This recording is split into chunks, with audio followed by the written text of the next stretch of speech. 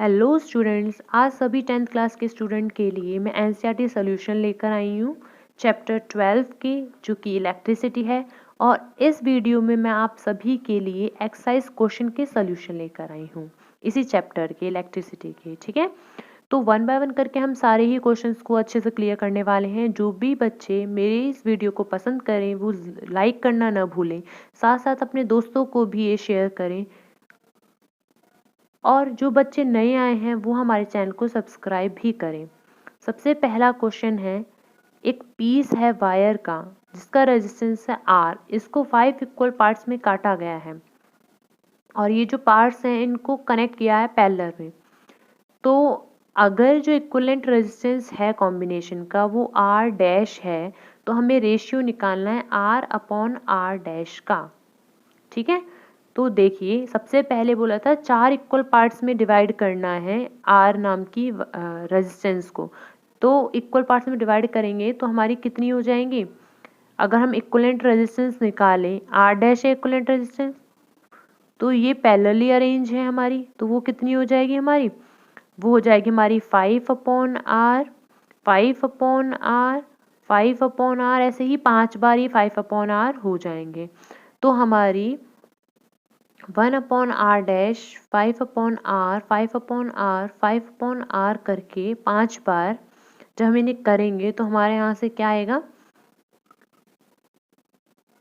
ये हमारा आ जाएगा, देखिए 1 2 3 4 5 बार हमने लिया, तो ये हमारा क्या आ जाएगा? 25 अपॉन R आ जाएगा हमारा 1 अपॉन R डैश। और हमें रेशियो निकालना है R अपॉन R डैश का, तो ये वाला R चला जाएगा ऊपर, तो यहाँ आ जाएगा R अपॉन R डैश और इसका रेशियो क्या हो गया? हमारा आंसर आ गया 25। ठीक है, तो इसीलिए यहाँ पे जो ऑप्शन डी है 25 एकदम करेक्ट ऑप्शन है। मैंने आपको सोल्यूशन भी करके दिखा दिया है। नेक्स्ट क्वेश्चन, क्वेश्चन नंबर 2 है। इसमें बोला गया which of the following does not represent electrical power in a circuit.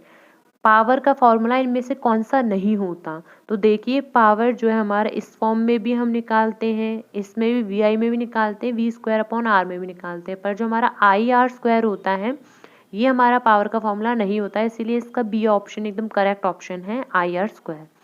Next question है क्वेश्चन नंबर 3। इसमें बोला है एक इलेक्ट्रिकल बल्ब है जिसकी वोल्टेज जो है वो 220 वोल्टेज है और इसकी पावर है 100 वॉट की, और इसको ऑपरेट किया गया 110 वोल्टेज पोटेंशियल डिफरेंस में, तो इसकी पावर कितनी होगी ये पूछा गया है। तो हमें यहाँ पे पावर पूछा है, पावर हमारा फॉर्मूला होता है वी स्क्वायर अपॉन आर। यहाँ पे रेजिस्टेंस तो हमें पता ही नहीं है, तो हमें सबसे पहले इस क्वेश्चन में रेजिस्टेंस निकालना पड़ेगा। तो जैसे अभी मैंने बोला कि P equal to V square upon R होता है, तो यहाँ से अगर मैं रेजिस्टेंस निकालूं तो क्या हो जाएगा? रेजिस्टेंस हो जाएगा वी स्क्वायर अपॉन P, और V दिया हुआ है 220 और P दिया हुआ है 100। इसको रखने पर देखिए इसको रखने पे क्या होगा? 220 इंटू 220 अपॉन 100 रखने पर ये से कट जाएंगे 0 0, और 22 का स्क्वायर क्या होता है? 484 ओम हमारा रेजिस्टेंस आ जाएगा। लेकिन हमें यहाँ निकालनी तो पावर है कि पावर कितनी होगी जब हमारा पोटेंशियल डिफरेंस 110 वोल्टेज होगा। तो अब पावर का हम डायरेक्ट फॉर्मूला रख लेंगे वी स्क्वायर अपॉन आर। अब हमारे पास दोनों ही चीज़ें हैं। अब वोल्टेज हम पहली वाली 220 न रख के हम 110 रखेंगे वोल्टेज, इसका स्क्वायर अपॉन आर आया था हमारा ऊपर 484। तो इसको सॉल्व करने पे जो हमारा आंसर है वो हमारा आंसर आ जाएगा 25 वॉट। ठीक है, तो ये था आपका ऑप्शन नंबर डी, एकदम करेक्ट ऑप्शन है आपका, 25 वॉट पावर होगी इसकी। नेक्स्ट क्वेश्चन है हमारा क्वेश्चन नंबर 4। इसमें बोला है 2 कंडक्टिंग वायर्स हैं सेम मटेरियल की और इक्वल लेंथ की एंड इक्वल डायमीटर्स भी हैं। इनको हमने कनेक्ट किया है सीरीज में और फिर पैरेलल में कनेक्ट किया है सर्किट में, और पोटेंशियल डिफरेंस उनका सेम है। तो इसमें बोला है कि जो रेशियो होगा हीट प्रोड्यूस हो रही है सीरीज में और पैरेलल कॉम्बिनेशन में वो क्या होगा। मतलब हीट पैरेलल में कितना हो रहा है सीरीज में, और पैरेलल का जो रेशियो है, सीरीज और पैरेलल का जो रेशियो है जो प्रोड्यूस हो रही है सीरीज में और पैरेलल में, दोनों का हमें रेशियो निकालना है, ये निकालना है हमें, HS/HP निकालना है। ठीक है, तो जब हमें HS निकालना है और HP निकालना है, तो देखिए जब हम HS निकालें तो हमारे पास RS होना चाहिए। सीरीज में क्या रेजिस्टेंस है ये होना चाहिए, है ना। तो सीरीज में जो रेजिस्टेंस होते हैं वो प्लस कर देते हैं हम नॉर्मली, तो R1 प्लस R2 कर देते हैं। यहाँ पे R1 R2 दोनों ही कैसे थे, सेम थे, इसमें बोला हुआ है सेम है, मटेरियल लेंथ भी इक्वल है, रेजिस्टेंस भी इक्वल है। तो यहाँ से R1 R2 दोनों ही सेम है, तो हम इसको क्या ले सकते हैं, R प्लस R मतलब 2R हो गया हमारा रेजिस्टेंस। हमारे पास रेजिस्टेंस आ गए सीरीज में। पैरेलल में रेजिस्टेंस क्या होंगे, RP होंगे। ठीक है, और इसको कैसे निकाल लेंगे, 1/R प्लस 1/R, दोनों ही सेम है इसीलिए 1/R ही लिया है मैंने। और इसको जब हम सॉल्व करें तो 2/R आ जाएगा। और यहाँ से हमारा जो RP होगा वो क्या होगा, R/2 होगा, राइट, ये होगा हमारा।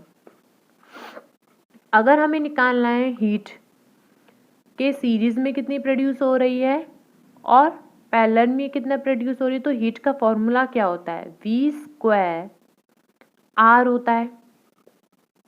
यहाँ पे जो V है, R है, वो पैरेलल में लेंगे हम, और हमारा यहाँ पे जो इसको पैरेलल और सीरीज ले लो। वैसे रेशियो तो हम कैसे भी कर सकते हैं ऊपर नीचे, बस रेशियो ही पूछा है, लेकिन हमें उसके अकॉर्डिंग भी देखना पड़ेगा।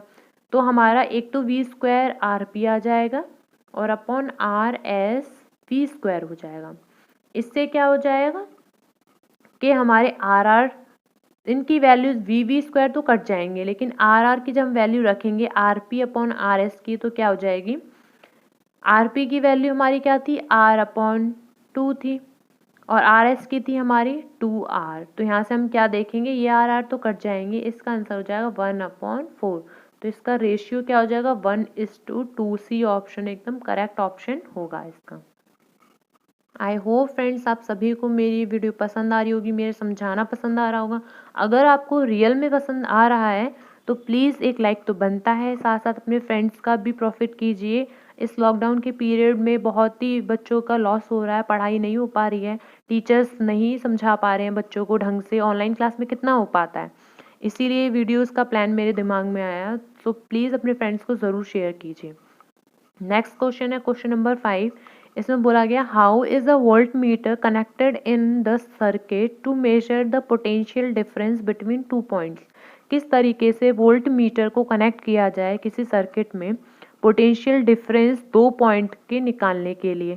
तो देखिए वोल्टेज को, जो वोल्ट मीटर होता है उसको हमें पैरेलली कनेक्ट करना चाहिए। मैं ऑलरेडी बता चुकी हूँ, वोल्ट मीटर पैरेलली कनेक्ट होता है, एमएम मीटर सीरीज में कनेक्ट होता है। याद रखना, एमएम मीटर जो है वो सीरीज में कनेक्ट होता है, वोल्ट मीटर पैरेलली अरेंज होता है किसी भी सर्किट में। नेक्स्ट क्वेश्चन है क्वेश्चन नंबर 6, और उसमें बोला गया है एक कॉपर वायर है जिसका डायमीटर 0.5 mm और रेजिस्टिविटी है इसकी 1.6 × 10⁻⁻8 ओम मीटर। तो इसकी लेंथ क्या होगी वायर की कि इसके रेजिस्टेंस जो है 10 ओम हो जाए। और ये भी पूछा साथ साथ कि how much does the resistance change, कितना रेजिस्टेंस चेंज होगा अगर डायमीटर को हम डबल कर दें तो। ठीक है, डबल कर दें तो कितना होगा, ये 2 क्वेश्चंस हैं इसमें। तो सबसे पहले हम यहाँ देखते हैं कि जो एरिया है, क्रॉस सेक्शनल एरिया, यहाँ पर एरिया जो है वो हमारे इस तरीके से सर्कुलर में है, तो हमारा एरिया भी कैसा होगा, सर्कल का एरिया क्या होता है हमारा, πr² होता है। अब यहाँ पे जो r है वो किस फॉर्म में दिया हुआ है, डायमीटर के फॉर्म में दिया है। तो डायमीटर अगर हम इधर ही देखें तो हमारा r क्या होता है, डायमीटर का आधा होता है r, राइट। और इसका हमें करना है स्क्वायर, तो इसीलिए यहाँ पे इस तरीके से लिखा हुआ है πd/2 का होल स्क्वायर है ये, ताकि हम इसकी वैल्यू रख दें डायमीटर की और डिवाइड कर दें 2 से और फिर उसका स्क्वायर कर दें। ठीक है, इतना हो गया। नेक्स्ट में इसमें बोला है कि रेजिस्टेंस जो है वो 10 ओम बनाने के लिए हमें बतानी कितनी लेंथ होनी चाहिए। तो हमारे पास एक फॉर्मूला है, R = मैं बता देती हूँ दोबारा से कि जो आर है रेजिस्टेंस है वो लेंथ के डायरेक्टली प्रोपोर्शनल होता है किसी भी वायर के, साथ साथ इन्वर्सली प्रोपोर्शनल होता है उसके एरिया के। जब इन दोनों इक्वेशन को हम साथ मिलाते कंबाइन कराते हैं तब जाके रेजिस्टेंस जो है वो डायरेक्टली प्रोपोर्शनल एल अपॉन ए इस तरीके से फॉर्मेशन होती है।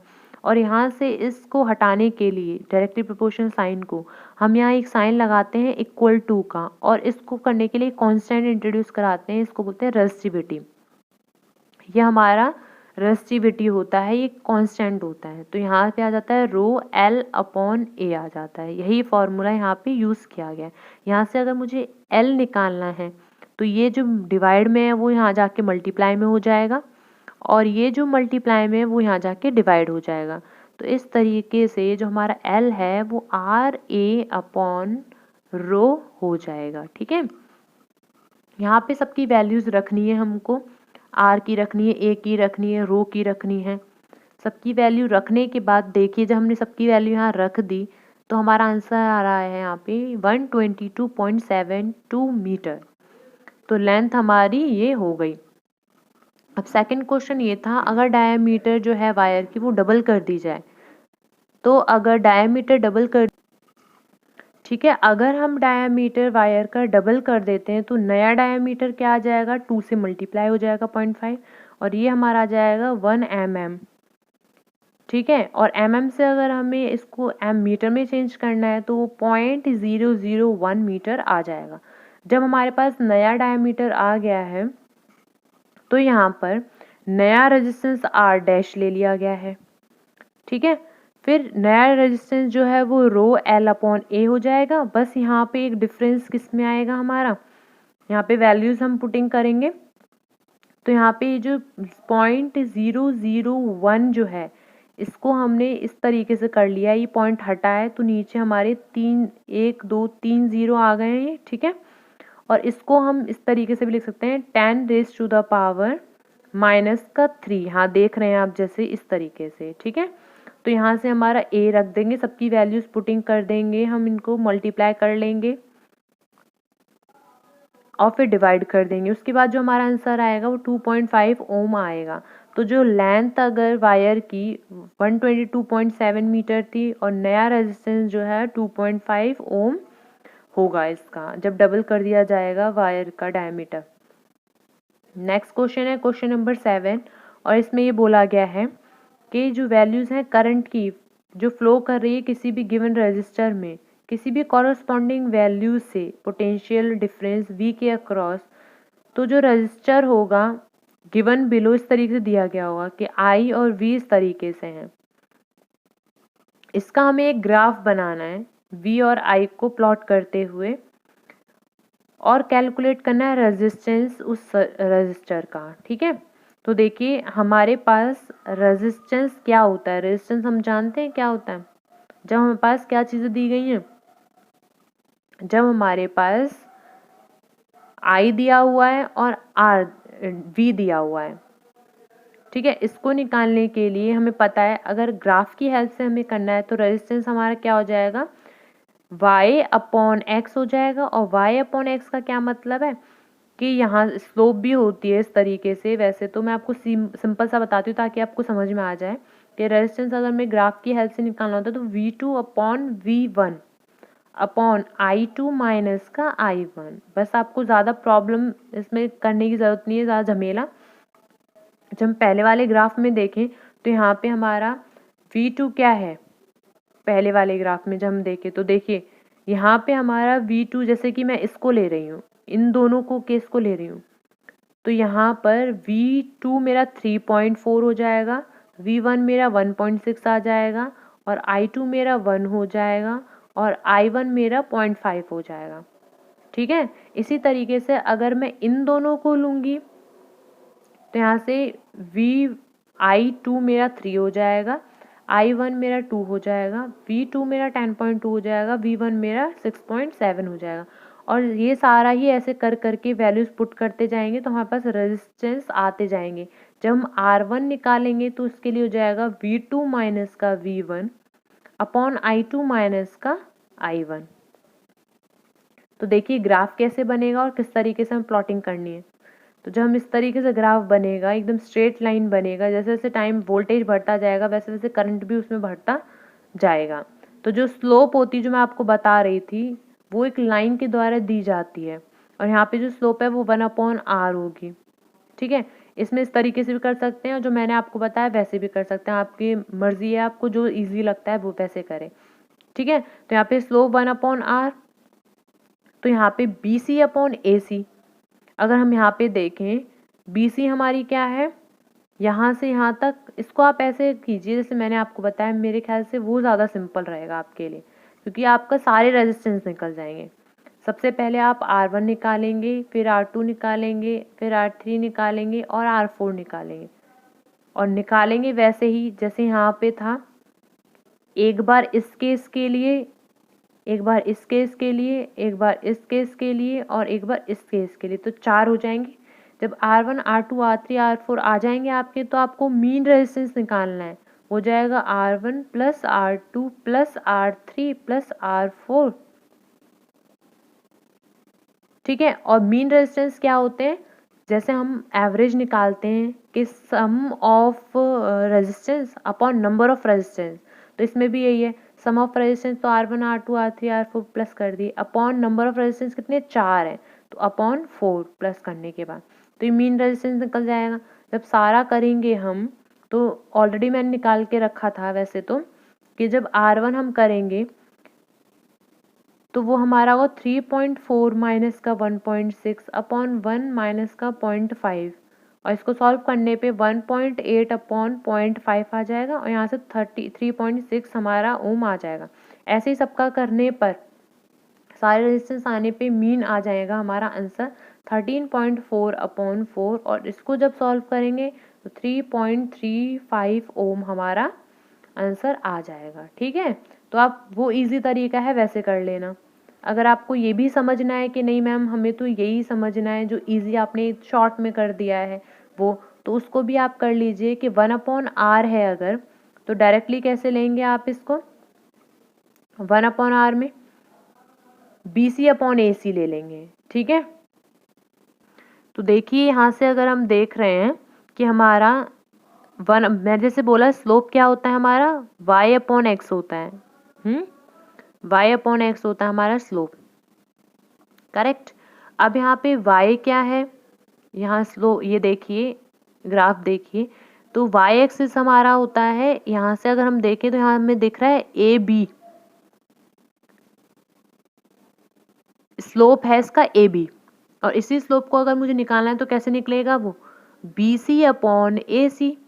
BC हमारा y और AC है मेरा x, यही होती है स्लोप, अगर आपने मैथमेटिक्स में भी पढ़ा हो तो। ठीक है, अब इसमें अगर हम BC/AC देखें तो देखिए ग्राफ में बहुत अच्छे से कि जो BC है, BC की वैल्यू यहाँ से यहाँ तक की है, और वो हमारा कितना है, वो लगभग 2 के बराबर है, एम्पियर के बराबर, इस ग्राफ से ही देखना है। और सेकेंड अगर हम देखें AC को, तो AC देखिए जो x एक्सिस से पैरेलल है वो है हमारा AC, तो वो कितना है 6.8 के लगभग है। इसको अगर हम सॉल्व करें तो कितना हो जाएगा 3.4 हो जाएगा, तो यहाँ से जो रेजिस्टेंस है हमारा वो कितना आ जाएगा R, वो 6.8 अपॉन 2 हो जाएगा हमारा 3.4 ओम। ये शॉर्टकट है, अगर आपको ये वाला करना हो पसंद आ रहा हो तो ये वाला भी कर सकते हैं।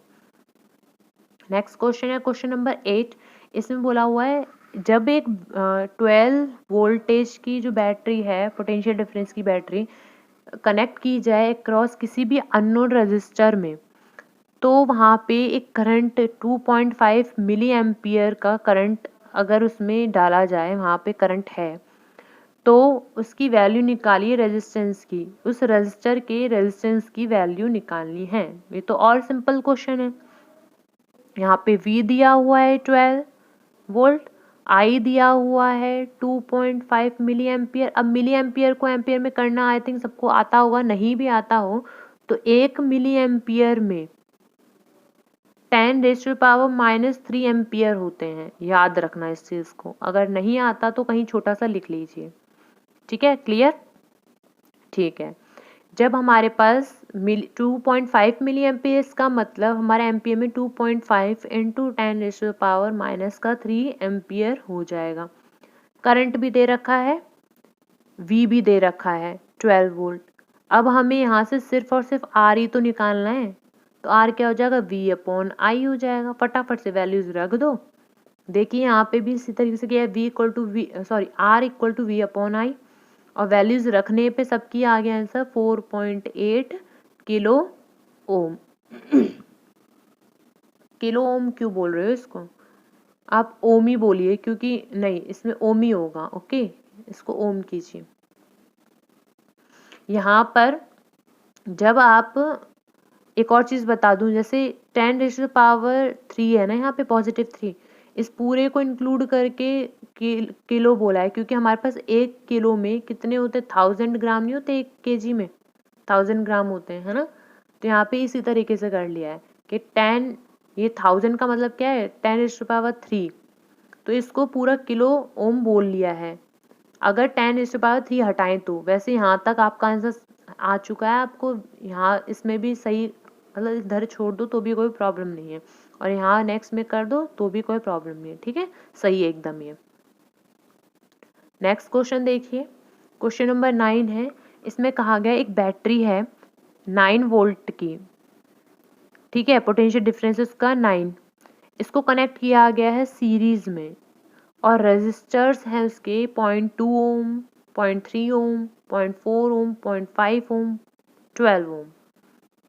कितना करंट इसमें फ्लो करेगा 12 ओम रेजिस्टर से, ठीक है। तो यहाँ पे क्या बोला है, सीरीज में, तो इक्विवेलेंट रेजिस्टेंस क्या हो जाएगा हमारा सीरीज में, जितने भी रेजिस्टर्स हैं उसको नॉर्मली हमें प्लस कर देना है। तो कितने रेजिस्टर्स हैं यहाँ पे हमारे, 4 रेजिस्टर हैं, 1 2 3 4 5, 12 है ना, 5 5 रेजिस्टेंस सीरीज में हमने ऐड कर दिए। ऐड करने के बाद आंसर आ जाएगा 13.4 ओम, ठीक है। फिर इसमें बोला है कितना करंट उसमें फ्लो करेगा, तो करंट हमारा क्या होता है, V/R होता है करंट। अब वैल्यूज को पुट कर लो, आपका I आ जाएगा। और आपको नहीं समझ में आया तो ये देखिए यहाँ पे PDF में भी दिया हुआ है कि यहाँ पे कोई करंट डिवीजन नहीं होता है सीरीज करंट सर्किट में, पता है, सिर्फ पैरेलल में होता है करंट का डिवीजन। तो यहाँ पे सीरीज में हमेशा हमारे जो इक्विवेलेंट होते हैं वो R1 + R2 R3 R4 R5 इस तरीके से होते हैं। V होता है हमारा IR, और I यहाँ से निकाले तो V/R। ये बहुत घुमा फिरा के दिया हुआ है इसमें, ठीक है। लेकिन नॉर्मली आप, जैसे मैंने ऊपर बताया, अगर नहीं समझ में आया तो दोबारा से बैक कीजिए और दोबारा सुनिए उसको जो मैंने बताया। तो यहाँ पे सीरीज सबसे पहले मैंने ये निकाला था, सीरीज किया, उसके बाद रेजिस्टेंस निकालने के बाद वोल्टेज दिया हुआ है, फिर डायरेक्टली मैंने करंट निकाल लिया। करंट हमारा होता है V/R, 9/13.4 से आ गया 0.671 एम्पियर, ठीक है। इस तरीके से इजी क्वेश्चन थे, मेरे कोई प्रॉब्लम नहीं होनी चाहिए आप सभी को। क्वेश्चन नंबर 10 देखिए। क्वेश्चन नंबर 10 में बोला गया है, how many 176 ohm resistors in parallel, कितने 176 ओम रेजिस्टर पैरेलल में कितने रिक्वायर होने चाहिए कि उसमें 5 एम्पियर करंट फ्लो हो, साथ साथ उसमें 220 वोल्टेज की लाइन हो।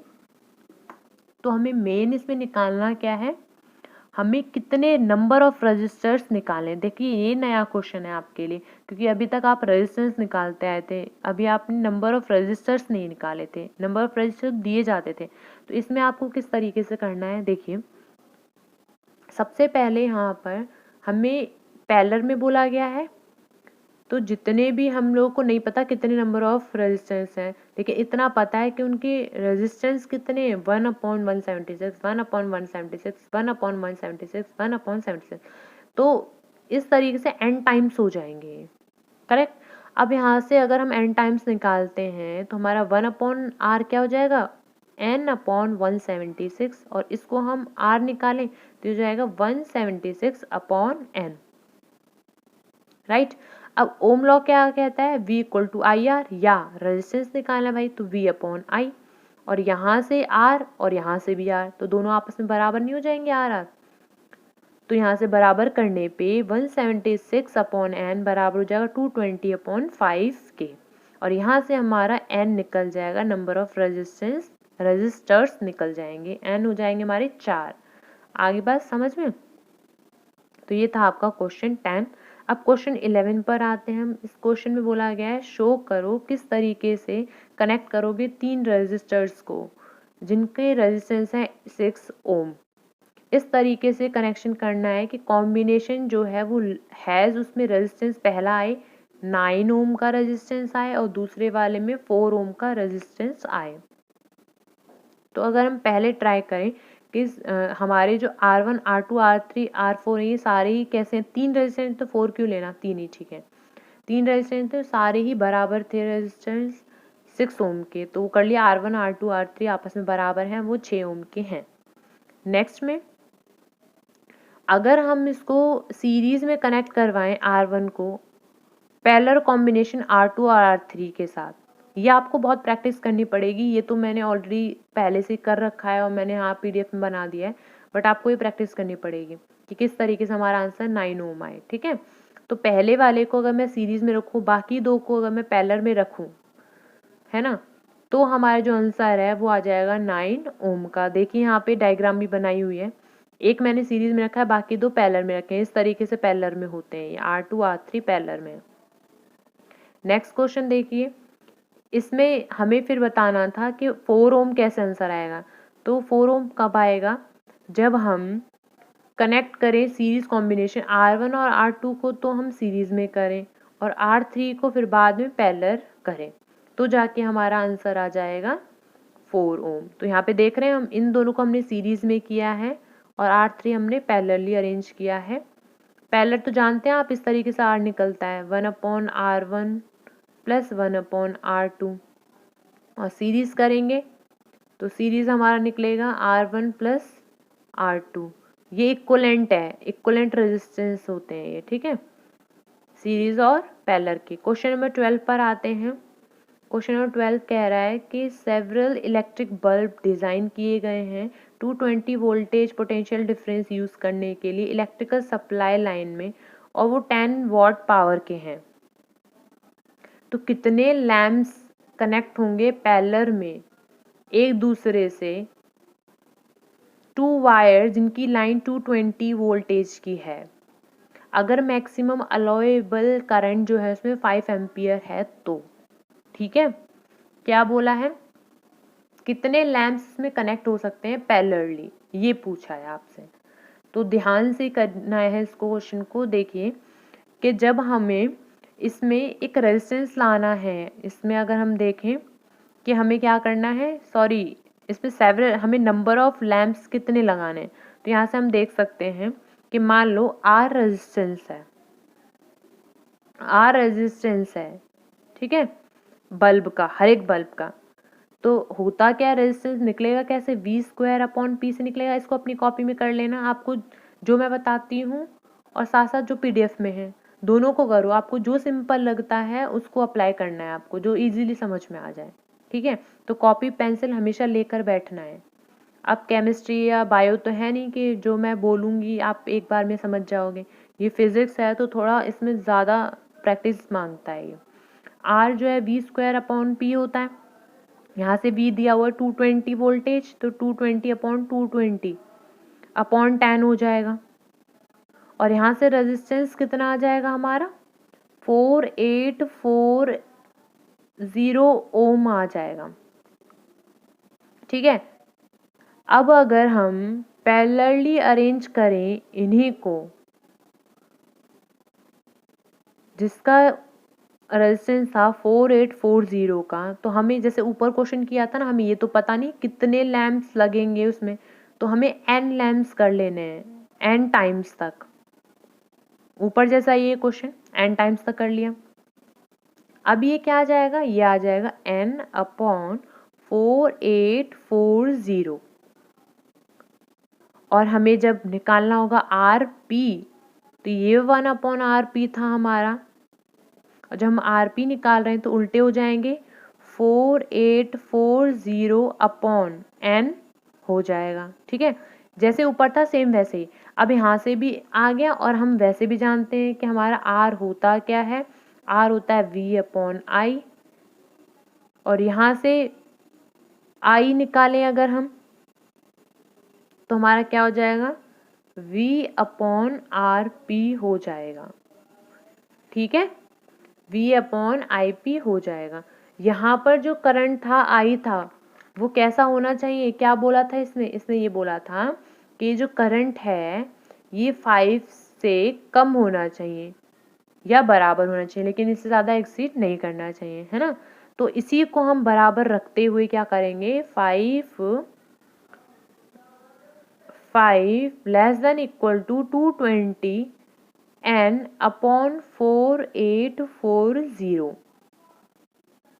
ठीक है, अभी 220 कहाँ से आया, ये 220 यहाँ से आया, हमारा i अपॉन v हो गया था ना, तो हमने वो किया है यहाँ पे। ठीक है, दोनों आर को बराबर किया है।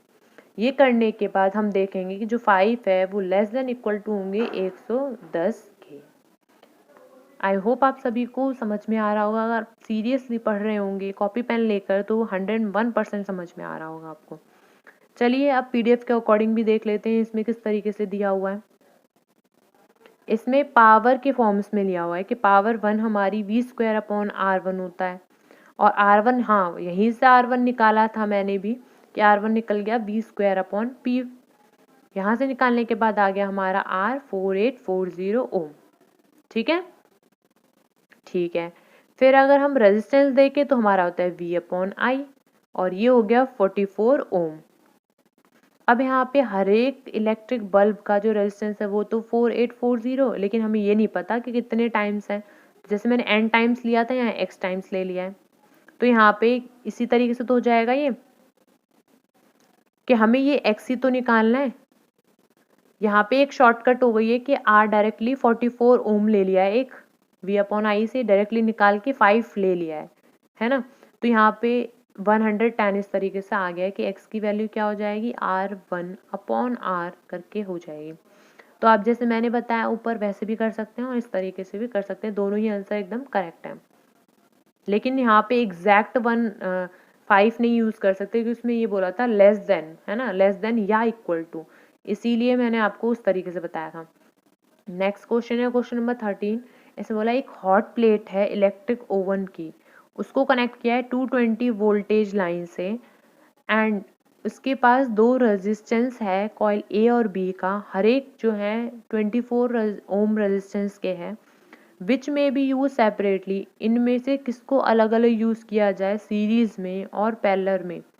ठीक है, तो क्या करंट्स होंगे तीनों केसेस में, हमें तीनों केसेस निकालने हैं इसके। तो देखिए पहला केस, जब कॉइल ए और बी अलग अलग सेपरेटली यूज की जाए तो यहाँ पे जो हमारा आर है वो 24 ओम हो जाएगा, और V हमारा 220 वोल्टेज दिया हुआ है, तो यहाँ से I निकल जाएगा, V अपॉन R होता है हमारा I, 220 अपॉन 24 इक्वल टू 9.167। दूसरा केस के अगर सीरीज में होगा तो पहले रेजिस्टेंस को हमें सीरीज में कंबाइन करना होगा, कर लिया। जो वोल्टेज है वो तो 220 है, तो यहाँ से करंट क्या होगा, 4.58 एम्पियर होगा। थर्ड केस कि अगर हम उसको पैरेलली अरेंज करेंगे तो पैरेलली में क्या होता है, 1/R1 1/R2 इस तरीके से होता है। ठीक है, ये डायरेक्टली कर दिया गया है, वैसे हम जब इसको करते हैं तो अल्टीमेटली इस तरीके की ही पोजीशन आ जाती है उसकी। ठीक है, तो डायरेक्टली करके 12 ओम आ जाएगा, और यहाँ से वोल्टेज आ जाएगी 220 वोल्टेज। फिर जो करंट है वो 18.33 एम्पियर आ जाएगा V अपॉन R के फॉर्मूले से। ठीक है, तीनों केसेस के अलग अलग निकल गए हैं। अब नेक्स्ट क्वेश्चन है क्वेश्चन नंबर 14। इसमें हमें कंपेयर करना है पावर को जो यूज हो रहे हैं 2 ओम रेजिस्टर में हर एक केसेस में सर्किट में। जैसे पहला सर्किट है 6 वोल्टेज बैटरी यूज हो रही है उसमें, और सीरीज में है रेजिस्टर्स 1 और 2 ओम। सेकेंड केस है 4 वोल्टेज की बैटरी है पैरेलली अरेंज है 12 और 2। तो आई थिंक आप सभी अब कर सकते हैं इन क्वेश्चंस को। जब सीरीज में हम करेंगे तो किस तरीके से करेंगे कि सीरीज में पहले ऐड कर देंगे, रेजिस्टेंस निकल जाएंगे इक्विवेलेंट, फिर वहां से वी निकाल लेंगे आई आर, ठीक है, आई आर करके निकाल लेंगे। और यहाँ से हमें मेन पर्पस हमारा आर आई निकालने का वो होता है हमारा वी अपॉन आर। दोनों की वैल्यू रख दी, 6/3 क्या हो गया 2 एम्पियर। दूसरा केस जब पैरेलली अरेंज करेंगे और यहाँ से पावर भी निकालनी थी, तो पावर क्या होती है हमारी, वो होती है आई स्क्वायर आर। तो आई की वैल्यू अभी निकाली है 2 आ गई, और आर हमने 2 निकाला था तो यहाँ से 8 आ गया। और जब हम यहाँ पे करेंगे पैरेलली अरेंज तो पहले रेजिस्टेंस निकालेंगे हम पैरेलल का, तो वो क्या आ जाएगा हमारा 4 वोल्टेज आ जाएगा पैरेलली करके। और फिर यहाँ से हम आई निकाल लेंगे, और आई निकालने के बाद हम पावर निकाल लेंगे वी स्क्वायर अपॉन आर से, तो पावर आ जाएगी हमारी 8 वॉट। ऊपर का जैसे सेम क्वेश्चन है वैसे भी कर सकते हैं आप, इस तरीके से भी कर सकते हैं। नेक्स्ट क्वेश्चन है क्वेश्चन नंबर 15, और इसमें बोला गया है 2 लैंप हैं, एक तो 100 वॉट की है और 220 पोटेंशियल डिफरेंस है, और दूसरी वाली 60 वॉट की है और 220 वोल्टेज का पोटेंशियल डिफरेंस है। इनको दोनों को ही पैरेलली कनेक्ट किया गया है मेन सप्लाई से, तो कितना करंट ड्रॉन होगा लाइन से अगर हम उसमें 220 वोल्टेज का पोटेंशियल डिफरेंस सप्लाई करें तो हमें क्या निकालना है, इसमें हमें निकालना है आई, करंट निकालना है, ठीक है। उसके लिए हमें क्या क्या चीज़ें करनी पड़ेंगी, हमें यहाँ जो जो चीज़ें दी गई हैं उसके अकॉर्डिंग ही हमें यहाँ करना पड़ेगा। यहाँ हमें P दिया हुआ है, V दिया हुआ है, तो हमें जब I निकालना है तो हम क्या करेंगे, वैसे हमारा P होता है V इंटू आई, और यहाँ से I निकालेंगे तो P अपॉन V हो जाएगा, राइट, जैसे यहाँ पे दिया हुआ है। और यहाँ से I भी निकल गया P अपॉन V से। यहाँ पे अगर हम वैल्यूज को रखें तो 100/220 एम्पियर हो जाएगा करंट, ठीक है। इसी तरीके से सेम तरीके से जब हम करंट को ड्रॉ करें, बल्ब रेट हो रहा हो 60 वॉट, फिर से हम क्या करेंगे P अपॉन V, आई निकालेंगे हम, और यहाँ से आई आ जाएगा हमारा 0.272, ठीक है, कितना आ जाएगा 0.272।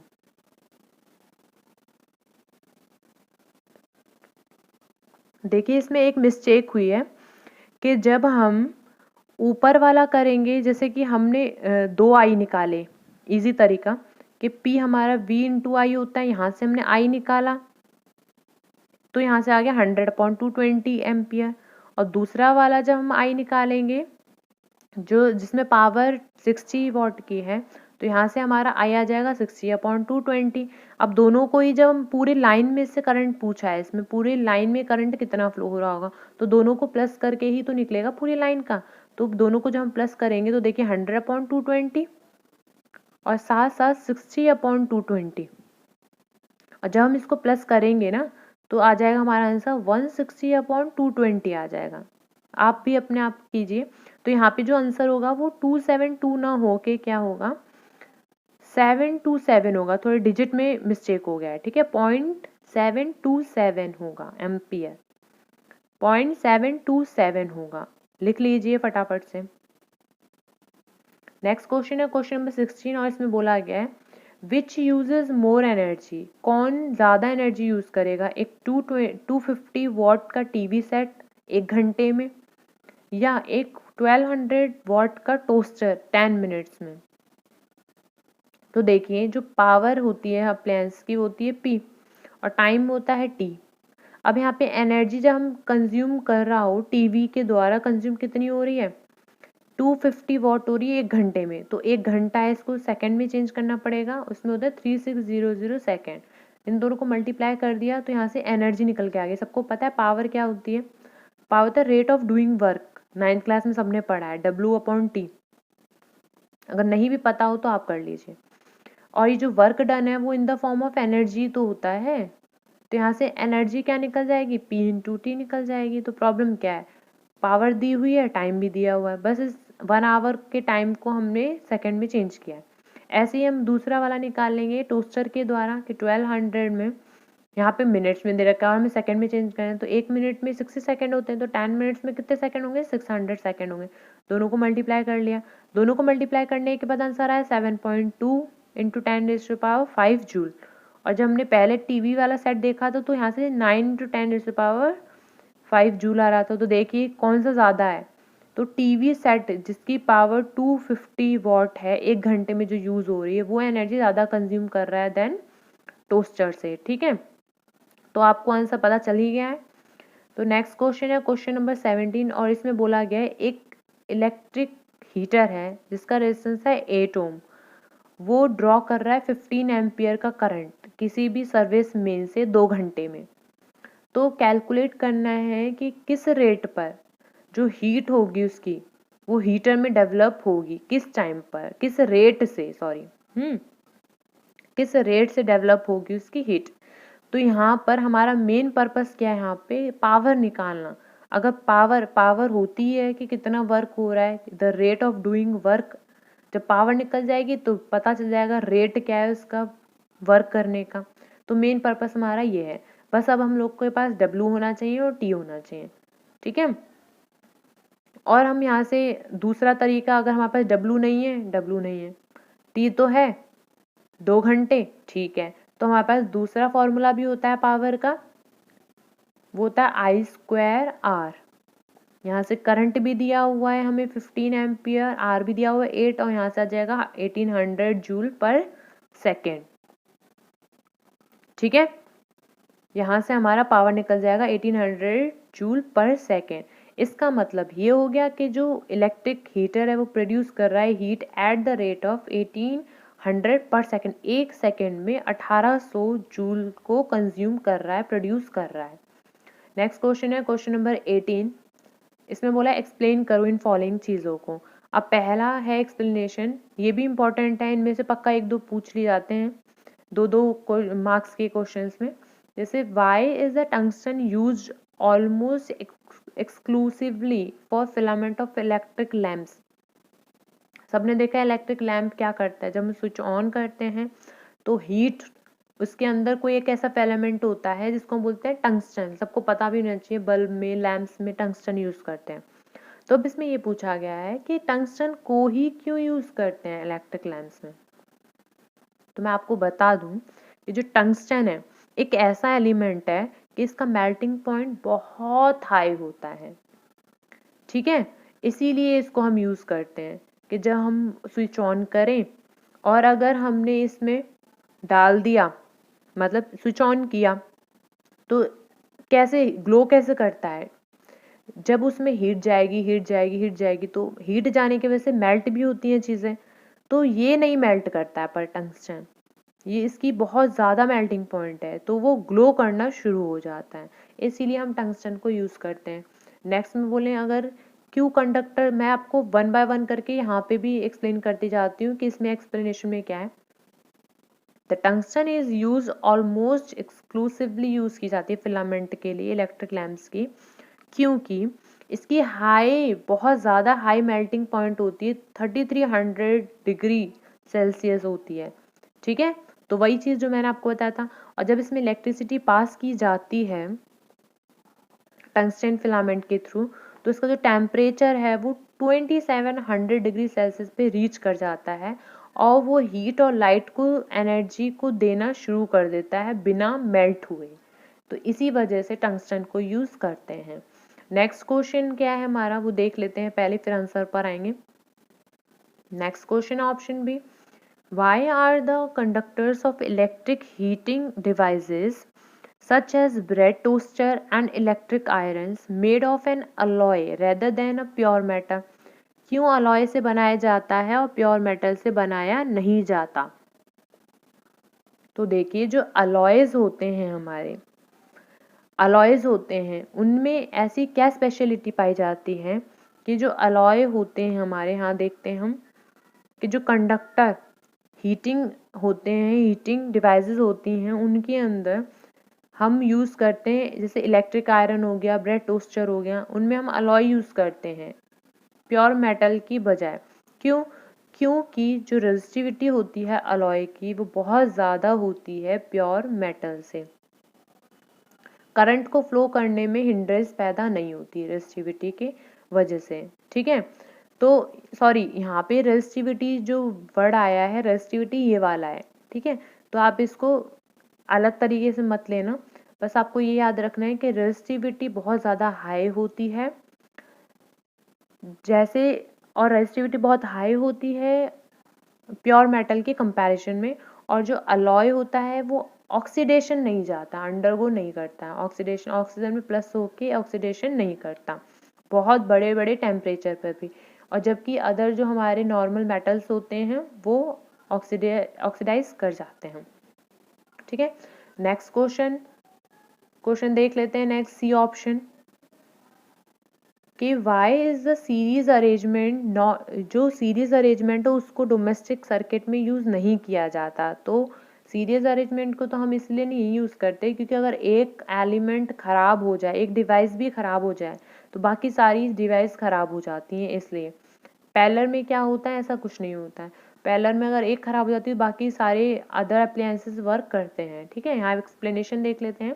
सीरीज अरेंजमेंट जो है वो यूज़ नहीं करते क्योंकि सीरीज सर्किट में अगर एक इलेक्ट्रिकल अप्लायंस वर्क करना स्टॉप हो जाता है किसी भी डिफेक्ट के कारण, तो बाकी सारे अदर एलिमेंट अप्लायंसेस जो हैं वो भी स्टॉप हो जाते हैं वर्क करना, क्योंकि सारा ही होल सर्किट जो है वो ब्रोक हो जाता है। ठीक है, लेकिन अगर इसी में अगर हम बात करें उसको क्यों यूज़ करते हैं हम पैरेलल को, तो वहाँ पे ऐसा नहीं होता। वहाँ पर एक अगर चीज़ ख़राब हो भी जाती है तो बाकी सारे अप्लायंसेस वर्क करते हैं क्योंकि सारे ही एक जगह कनेक्ट नहीं होते, वो अलग अलग जगहों पे कनेक्शन उनके होते हैं। ठीक है, और वहाँ पे ब्रोक नहीं होता है सर्किट।